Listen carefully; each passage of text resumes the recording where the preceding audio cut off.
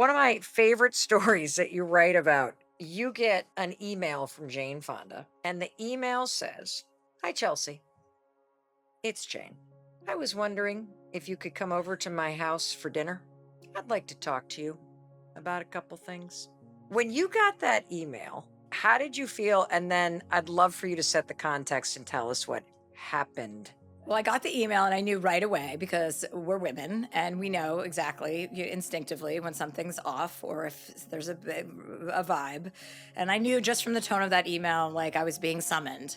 Like, and then I wrote back, "Of course, I'll come to dinner any night." And then she wrote back, "How about tonight?" And I'm like, "Oh, tonight? What does that mean?" And I called my best friend. I'm like, "Jane Fonda wants me to come over." And she's like, "What do you think this is about?" I'm like, I don't know, but I don't have a good feeling. She started the meal by telling me, she goes, "You may have noticed I was a little chilly towards you at this John Lewis fundraiser we were at." She said, "You were awful. You were awful to people. You were obnoxious.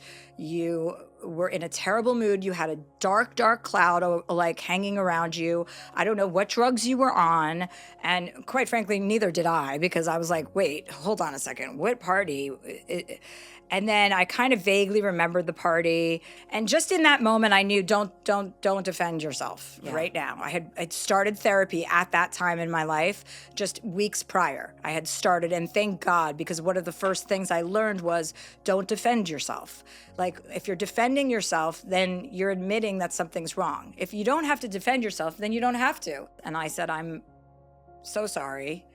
I am so grateful that you've taken the time to sit down with me and say this to me, because that in and of itself is such a demonstration of sisterhood."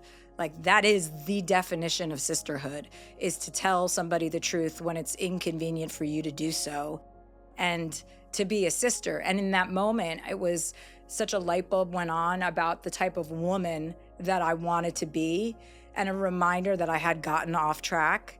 And she was the type of woman, and is always. She's somebody I admire more than probably anybody in my life, Jane.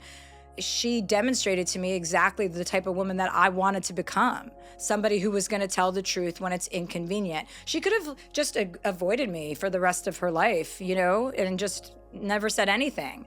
I said to her, you're never going to have to speak to me again about any bad behavior. Like this, the first time will be the last time. And that's how I feel about big mistakes. You make the first time the last time. And that's a Maria Shriver quote. I don't want to learn the lessons twice and three times. I want to learn the new lessons.